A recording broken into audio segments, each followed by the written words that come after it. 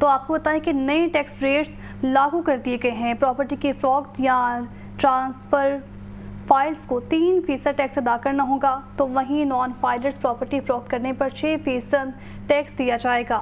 Non filer خریدار کو 10% tax دینا پڑے گا۔ آپ کو اپڈیٹ کر رہے ہیں، جائیداد کی خرید و فروخت پر نئے ٹیکس ریٹس لاگو کر دیے گئے ہیں۔ اسی پر بات کر لیتے ہیں عمران اکبر سے۔ جی عمران۔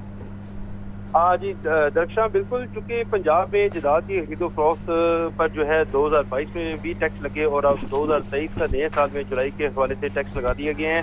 جائیداد کی خرید و فروخت پر نئے ٹیکس کے ریٹ لاگو کر دیے گئے ہیں۔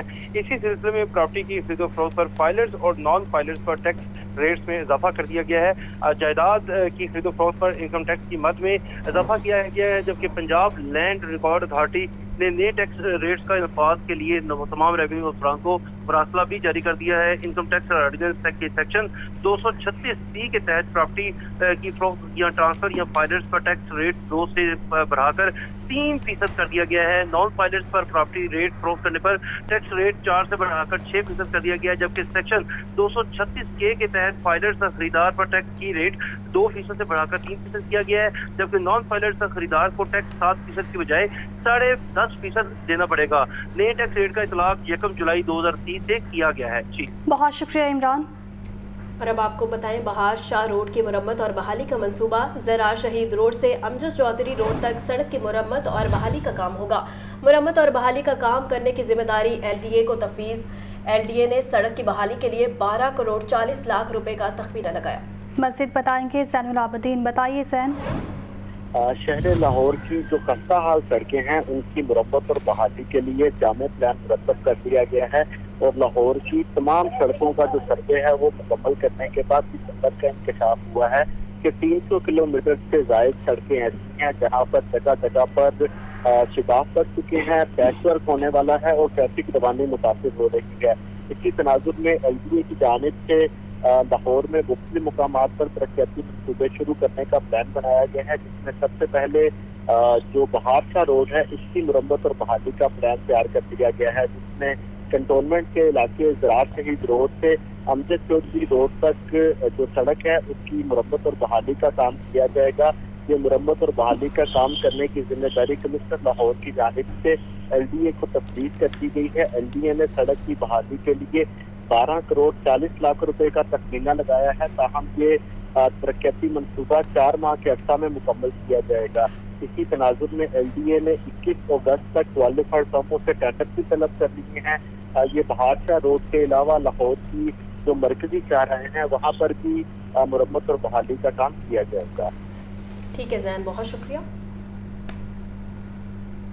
ناقص کارکردگی پر سکولز کے سربراہان کے خلاف ایکشن لینے کا فیصلہ کیا گیا ہے۔ ڈسٹرکٹ ایجوکیشن اتھارٹی نے پیڈا ایکٹ کے تحت کارروائی کی سفارش کر دی ہے۔ Government pilot school Wahdat road کے پرنسپل کے خلاف بھی کارروائی کی سفارش کی گئی ہے۔ گزشتہ روز حادثے کا شکار کلندر پورہ کی پرنسپل کے خلاف بھی کارروائی کی سفارش کی گئی تھی۔ اسی پر بات کر لیتے ہیں عاطف پرویز سے۔ جی عاطف۔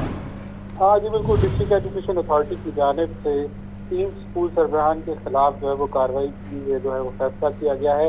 ان میں جو گزشتہ روز حادثہ پیش آیا تھا کلندر پورہ کے اسکول کی سربراہ، ان کے خلاف بھی کارروائی کی سفارش کی گئی ہے، اور اس کے ساتھ ساتھ 2 اور اسکول ہیں جن میں ایک اسکول کے سربراہ میاں شوکت ہے اور یہ government pilot higher secondary school Wahdat road ہے، ان کے اسکول سربراہ کے خلاف بھی کارروائی کی سفارش کی گئی ہے، اور اس کے ساتھ ساتھ گورنمنٹ منہال کنال میں جو اسکول سربراہ ہیں ان کے خلاف بھی جو ہے ڈسپلنری کارروائی کی سفارش کی گئی ہے، اور جو مراسلہ ہے جو نوٹس ہے اس کے مطابق ان اسکولوں کے سربراہان کی جانب سے جو کارکردگی تھی وہ تسلی بخش رہی تھی۔ جب ٹیموں نے اسکول کا وزٹ کیا تو وہاں پر جو گندگی تھی، پانی جمع تھا اور ڈینگی کا لاروا جو ہے وہ برآمد ہوا، تو یہ سارے الزامات ہیں، بلکہ ایک اسکول کا جو سربراہ ہے۔ بہت شکریہ عاطف اپڈیٹ کرنے کا۔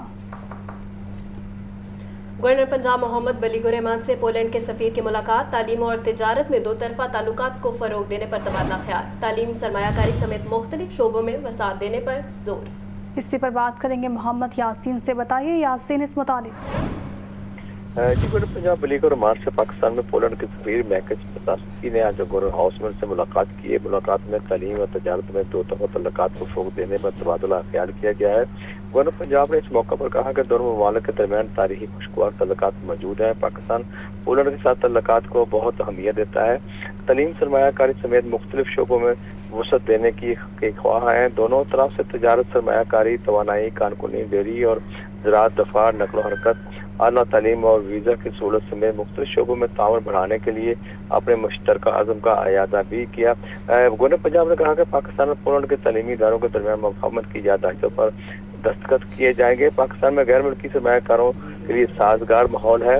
حکومت نے ملک میں فارن ڈائریکٹ انویسٹمنٹ کے لیے سازگار پالیسی بنائی ہے. انہوں نے کہا کہ حکومت نے غیر ملکی سرمایہ کاروں کے لیے اسپیشل انویسٹمنٹ فیسیلیٹیشن اور اسپیشل اکنامک زون بھی بنایا ہے. پولینڈ کے کاروباری اور اداروں اور سرمایہ کاروں کو پاکستان میں سرمایہ کاری کے لیے خوش آمدید کہتے ہیں. گورنر پنجاب نے آخر میں پولینڈ کے سفیر گورنر ہاؤس کا دورہ کرایا اور انہیں گورنر ہاؤس کی تاریخ سے آگاہ بھی کیا. جی ٹھیک ہے یاسین، بہت شکریہ. قتل، اغوا، برائے تاوان اور ڈکیتی کی وارداتوں میں ملوث ملزمان گرفتار. D I G investigation Imran Kashmir کی میڈیا یا نمائندوں سے گفتگو. بولے ملت پاک میں شوہر کو قتل کرنے والی بیوی 4 ملزمان سمیت گرفتار کر لیا گیا ہے، جبکہ ہنجروال میں گھریلو جھگڑے پر بیوی کو قتل کرنے والا شوہر پکڑا گیا ہے. شیرا کوٹ میں 3 سالہ بچے کو بے دردی سے قتل کرنے والا بھی قانون کی گرفت میں آ گیا ہے. میڈیا سے گفتگو میں ان کا مزید کیا کہنا تھا، آپ کو بھی سنواتے ہیں. بلائنڈ مرڈر تھا جس میں بوری میں بند لاش ملی تھی. اس کے بعد ایک شخص کی لاش ملی اور اس کی پھر ہم نے ڈیڈ باڈی کی آئیڈینٹیفیکیشن کرائی. اس کے بعد پھر یہ پتہ چلا کہ یہ جو سائمہ ہے یہ اپنی شادی سے ناخوش تھی. اس نے اپنے بھائیوں سے مل کے اپنے خاوند کا مرڈر کیا. یہ کیس پٹرول چھڑک کے اس کو آگ لگائی اور اس کے بعد پھر اس کی ڈیڈ باڈی بوری میں بند کر دی. اور آلہ قتل جو تھا وہ چھری تھی، وہ بھی برآمد کر لی گئی. اس کے بعد ہنجروال کے 3 کیسز ہیں جس میں سمینہ جو ہے ملزم راحت علی نے اپنی بیوی کو تشدد کر کے ٹارچر کر کے مرڈر کیا. اور اس کے بعد عبداللہ جو ہے وہ شہری، اس کو قتل کیا گیا. یہ وہی کیس ہے جو سحر جو ٹک ٹاکر تھی اس کے بھائی کو مرڈر کیا گیا، جن کے دونوں ملزمان بلال اور اطہر مجید جو ہے وہ گرفتار کر لیے گئے. اس کی ایک ویڈیو بھی سوشل میڈیا پہ بھی وائرل ہوئی اور ایک ٹویٹ بھی کیا گیا جس میں شو کیا گیا کہ وہ ایک کلیئرلی ایک ایسا کیس تھا جس میں سوسائٹی میں، اسٹریٹ میں جیسے بدماشی سر عام کی جاتی ہے، یہ اس طرح کا لاء کو چیلنج کرنے کی یہ ایک بات تھی. اس کو ہماری ایس پی عقیلہ اور ان کی ٹیم نے، ہنجروال انویسٹیگیشن کی ٹیم نے ان کو ٹریس کیا. اس کے بعد باپ کو قتل کرنے والا ملزم طارق جو ہے وہ ہم نے گرفتار کیا، جس میں ڈنڈوں کے وار کر کے اپنے باپ کو قتل کیا. 3 سالہ بچہ چاند علی جو ہے یہ ایک بڑا سینسیشنل کیس تھا جس میں اس میں سوڈمی بھی ہوئی اور پھر مرڈر بھی ہوا. یہ انویسٹیگیشن شیرا کورٹ نے ٹریس کیا. Once again S S P investigation and عقیلہ S P investigation Iqbal town, ان کی ٹیم نے یہ کیس ٹریس کیا. لاہور میں ڈرون کے ذریعے منشیات اسمگل کرنے والا نیٹ ورک بے نقاب ہو چکا ہے. پولیس اہلکار منشیات اسمگلنگ میں ملوث نکلے ہیں. اے این ایف نے ٹھوس شواہد کے ساتھ مقدمہ درج کر لیا ہے. منشیات کی اسمگلنگ کے لیے ڈرون کا استعمال عام ہونے لگا ہے. پولیس اہلکار بھی اس مکروہ دھندے میں ملوث پائے گئے ہیں. مقدمے میں ڈی سی آفس کی نظارت برانچ میں تعینات پولیس اہلکار شرافت کو نامزد کیا گیا ہے. ہیروئن بھارت اسمگل کرنے کے لیے ڈرون کا استعمال کیا جاتا تھا. ایف آئی آر کے متن کے مطابق سرحدی علاقے میں چھاپہ مار کر ہیروئن برآمد کر لی گئی، جبکہ ڈرون بھی قبضے میں لے لیا گیا ہے. منشیات اسمگلنگ میں ملوث ملزمان کارروائی کے دوران فرار ہو گئے. ذرائع کے مطابق ملزمان کی شناخت عبدالرزاق، شرافت، مصطفیٰ اور اعجاز ڈیال کے نام سے ہوئی ہے. منشیات اسمگلرز کو سرحد پار سے سپورٹ حاصل تھی.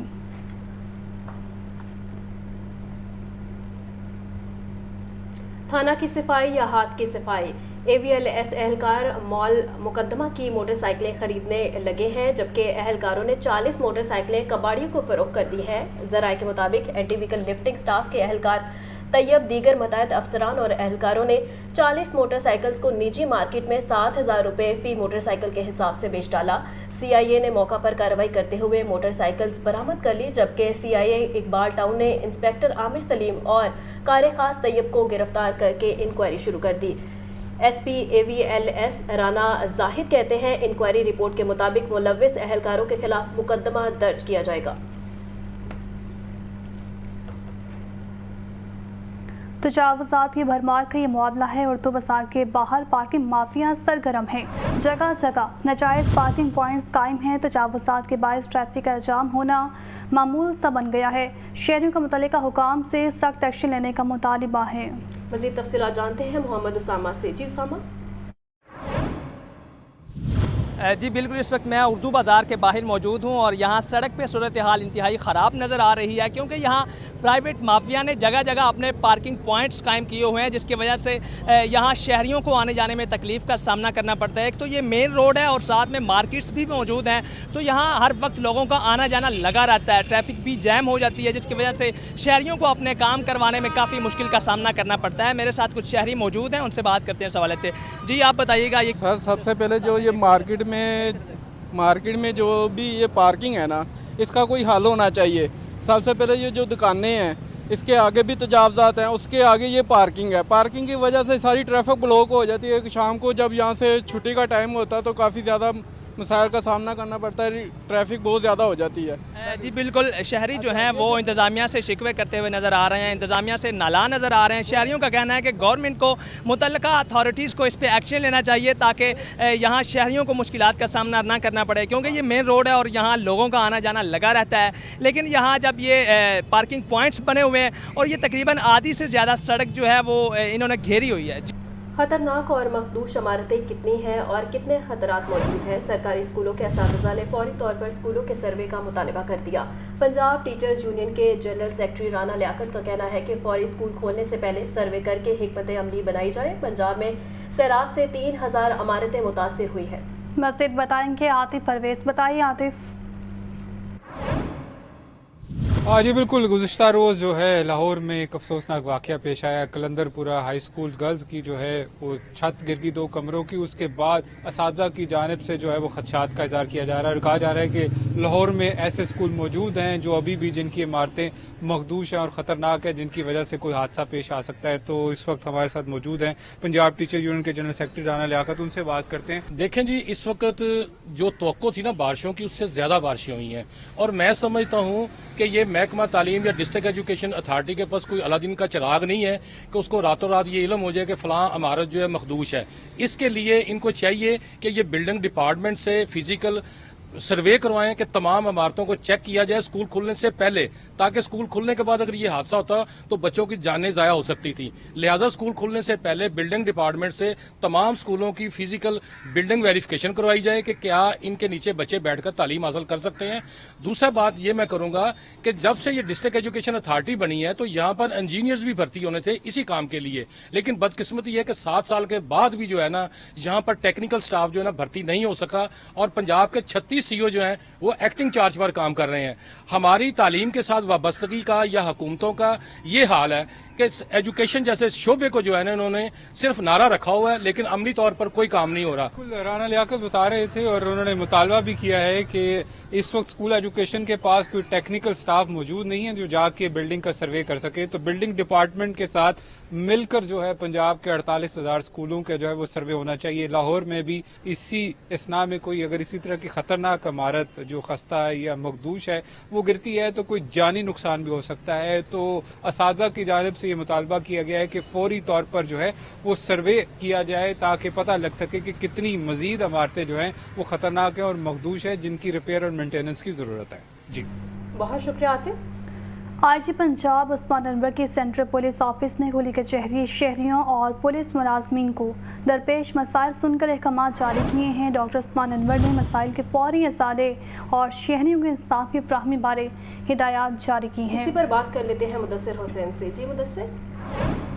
جی بالکل، IG پنجاب ڈاکٹر عثمان انور نے سینٹرل پولیس آفس میں کھلی کچہری کی ہے۔ IG پنجاب ڈاکٹر عثمان انور نے شہریوں اور پولیس ملازمین کے درپیش مسائل سن کے احکامات जारी की हैं। डॉक्टर इस्मान अनवर ने मसाइल के फौरी अजाले और शहरियों को इंसाफी फराहमी के बारे में हदायत जारी की हैं। IG पंजाब जो है हर हफ्ते में एक दिन लाजमी जो है वो खुली कचहरी करते हैं। तो IG पंजाब डॉक्टर इस्मान अनवर का कहना है कि शहरी के मसाइल का ग्रास रूट लेवल पर हल यकीनी बनाना मुतल्लिका जो अफसरान हैं उनकी जिम्मेदारी है। डॉक्टर इस्मान अनवर का मजीद कहना है कि पुलिस अफसरान शहरियों को के लिए अपने जो दरवाजे हैं वो खुले रखें और तमाम जो शहरियों के मसाइल हैं। बहुत शुक्रिया मुदस्सिर। की ज़ेर सदारत इजलास टीपा के NOCs के वाजिबात के नादहिंदगान के खिलाफ कार्रवाई की हिदायत। कमिश्नर ने टीपा के रिसोर्स जनरेशन में इजाफे के लिए टाइमलाइन भी मांगी। इसी पर बात करेंगे सैनुराबुद्दीन से। बताइए सैन।